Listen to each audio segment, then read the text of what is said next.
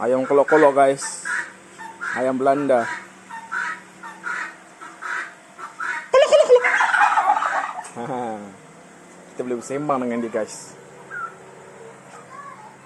Kolok. Nice. Kolok.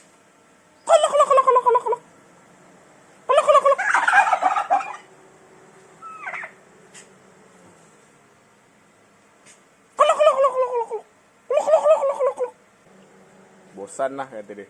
Gerak lu kata dia. Apa, tak kerja orang kan.